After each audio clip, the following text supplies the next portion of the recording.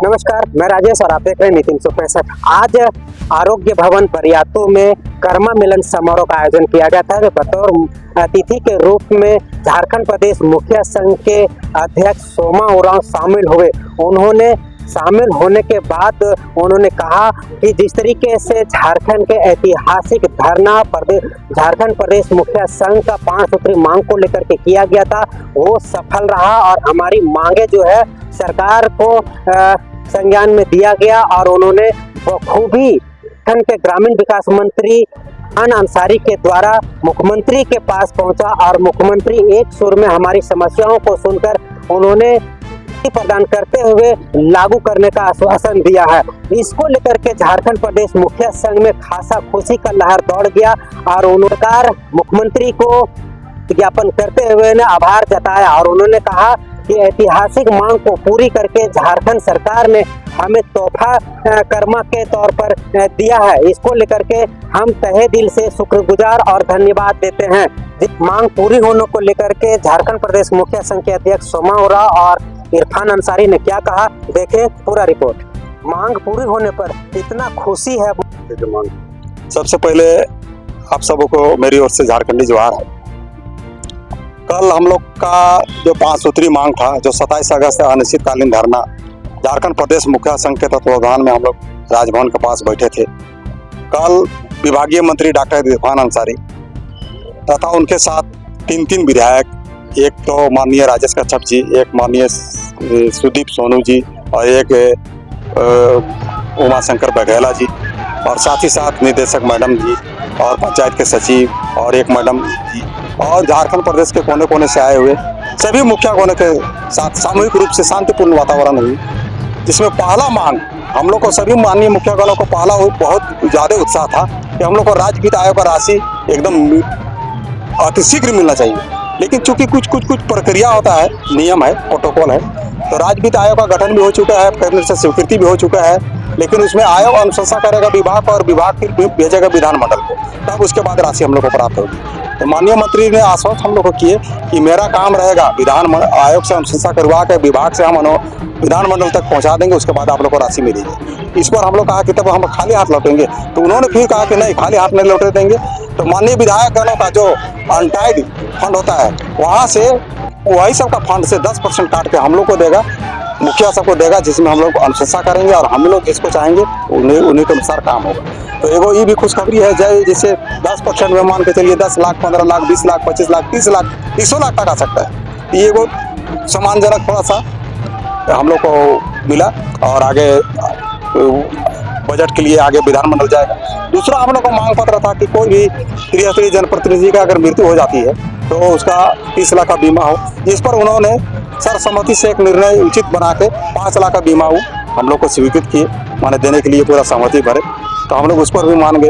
और तीसरा हम लोग का मांग पत्र था कि केरल राज्य की तरफ पर मानदेय हो, तो उन्होंने स्पष्ट कह दिया कि केरल राज्य पर संभव नहीं है, बिहार राज्य की तरफ पर मानदेय हम आप लोगों को देंगे। अब बिहार राज्य का मान के चलिए 5,000 हो, 7,000 हो, 10,000 हो, जो भी हो, तो बिहार राज्य के अंतर्गत हम लोग को मानदेय लगभग हमको लगता है कि 5,000 है या 7,000 है, वो हम लोग को बराबर हो जाएगा। और चौथा हम लोग का मांग ही था कि जैसे मैया योजना, अगवा आवास योजना, तो बहुत से ऐसे ग्रामीण क्षेत्र में वार्ड सदस्य गरीब हैं, मुखिया गरीब हैं, पंचायत समिति गरीब हैं और जिला परिषद भी गरीब है। तो मेरा उनसे आग्रह हुआ कि जो गरीब है, लाल कार्डधारी, वैसे लोगों को आप वैसे योजना का लाभ दीजिए, क्योंकि बहुत सारा अब उन्होंने हम लोग को कहा कि भाई सांसद विधायक चूंकि जनप्रतिनिधि होता है, ठीक है जनप्रतिनिधि होता है, लेकिन एगो इसमें आप थोड़ा सा संशोधन कीजिए कि भाई जो लाल कार्डधारी हो, यानी गरीब हो, लाल कार्डधारी रहेगा तो स्वाभाविक गरीब रहेगा, विधायक सांसद बन गया तो स्वाभाविक है उसके पास लाल कार्ड नहीं रहेगा, तो जो लाल कार्डधारी हो वैसे जनप्रतिनिधियों को योजना का लाभ दिया जाए। तो उन्होंने कहा कि ठीक है, इस पर हम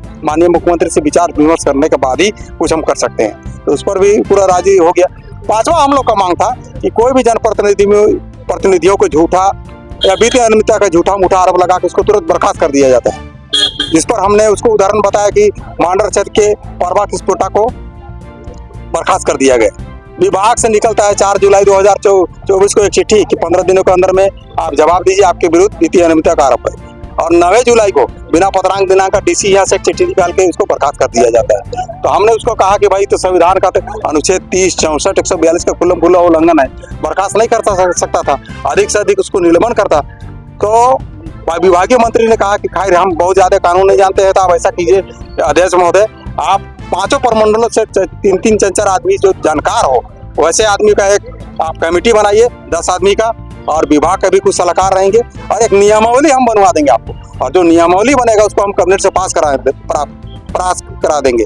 तो किसी भी कोई भी जनप्रतिनिधि को तुरंत बर्खास्त नहीं किया जा सकता है। वो जो नियमावली बनेगा वो आप लोग का आने वाले कोई भी जनप्रतिनिधियों का नील का पत्थर साबित होगा। तो बड़ा अच्छा ये वाला पॉइंट रहा और तगड़ा पॉइंट रहा। इसके अलावा भी हम लोग हट के बात किए कि जैसे बहुत सारा मनरेगा का कार्य अभी प्रखंड से हो रहा है, टोटल काम, उसको हम लोग चाह रहे हैं कि पंचायत से काम हो। तो उस पर हम ही मौखिक रूप से तुरंत आदेश दे दिए मंत्री महोदय कि भाई सब काम मनरेगा वाला ब्लॉक से नहीं करा, पंचायत में कराइए। उसके बाद फिर और थोड़ा सा हट के हम बताया कि अभी जैसे अब वो आवाज दे रहे हैं, अब मान के चलिए जो लिस्ट बना हुआ है उसमें हम ज्यादा बोलने से भी कोई लाभ नहीं होगा। मान के चलिए 20 आदमी को हम अबू आवाज दे रहे हैं, तो 20 आदमी को दे रहे हैं अबू आवाज, और मान के चलिए 21 या 22 आदमी का अभी बरसात में घर धस गया, कोई आदिवासी गरीब आदमी का, और उसको हम चाहते हुए भी हमारा मन कर रहा है कि उसको आवाज देना चाहिए, पब्लिक कह रहा है उसको आवाज देना चाहिए, मंत्री भी चाहेगा कि उसको आवाज देना चाहिए, लेकिन सूची का एक गाइडलाइन हो गया कि सूची से जाना है। तो मेरा कहना है कि आपके चैनल के माध्यम से इसमें भी संशोधन होना चाहिए, और अगर इसमें 20 नंबर से के बाद अगर 21 नंबर और 22 नंबर को देना हो तो एगो बैठक करके, एगो ग्राम सभा करके 21 नंबर 22 नंबर को हम लोग दे देंगे, ताकि जिनमें आदमी को हम लोग दे सकें, ताकि हम लोग को भी लगे कि हाँ हम लोग मुखिया थे, इसका घर धस गया, उसको हम लोग आवाज दे पाए। अब तो ऐसा है कि चाहते हुए उसको नहीं दे पा रहे हैं। तो इस पर भी उन्होंने कहा कि 1 दिन के अंदर में हमारे पास 4-5 आदमी आइए, इस पर हम कोई निराकरण इसका हम निकालते हैं। अब हम जो 5 सूत्री मांग पत्र था वो हम लोग का पूरा हो गया, इसीलिए हम लोग आज से पूरा हड़ताल हम लोग खत्म कर दिए हैं, और सभी माननीय मुखियागण, झारखंड प्रदेश के सभी माननीय मुखियागण अपने अपने कामों में, अपने अपने क्षेत्रों में, पंचायतों में काम करने लगे हैं। आज भी मैं अपना पंचायत में आज सरकार आपके द्वार कार्यक्रम था, पूरा का पूरा काम कार्य किए हैं। और आप सबका चैनल के माध्यम से माननीय विभागीय मंत्री डॉक्टर इरफान अंसारी, माननीय मुख्यमंत्री श्री हेमंत सोरेन जी को हम तहे दिल से धन्यवाद और आभार प्रकट करते हैं, और साथ ही साथ झारखंड प्रदेश के 24 जिला के जिला मुखिया संघ के अध्यक्ष और उसके पूरी टीम, प्रखंड और उसके पूरी टीम, पंचायत और उसके पूरी टीम, तमाम माननीय मुखियागणों को हम बहुत बहुत धन्यवाद और आभार प्रकट करते हैं, और आशा करते हैं कि आने वाले दिनों में हम लोग इसी प्रकार एकता बना कर रखें, ताकि और एकता का परिचय दें, ताकि हम लोग एक संगठित रहेंगे तो कोई भी कार्य कर सकते हैं, कोई भी मांग सकते हैं। आज देखिए हम लोग का मांग इतना जायज था कि सरकार देने पर मजबूर हो गई, और हम तो कहेंगे आपके चैनल के माध्यम से यह मांग भी कोई विशेष नहीं था। और 10वां दिन 11वां दिन हम लोग का आज वार्ता हुआ, सरकार चाहता तो पूर्व में भी ये धरना की जरूरत नहीं पड़ता। देखिए आपको हम बताना चाहेंगे, थोड़ा सा चैनल के माध्यम से सच्चाई बात बताना चाहिए, 2-2 बार हम लोग मांग पत्र 7 सूत्री मांग पत्र दिए। अगर उस पर अगर काम हो जाता और मांग मान ली जाती तो हम लोग को धरना में बैठने की जरूरत नहीं था। फिर हम लोग प्रयास किए माननीय मुख्यमंत्री से 30 अगस्त को एक आवेदन दिए मिलने हेतु, और वार्ता करके अपना बात को रखेंगे काके, कोई आशा, कोई समय नहीं, कोई मतलब नहीं, एकदम पांगू की तरह। तब लाचार बस हम लोग विवश होकर धरना में बैठे, और हमको लगता है कि अगर वार्ता नहीं होती तो चूंकि आज 12वां दिन था, 13वां दिन से हम लोग बहुत उग्र हो जाते।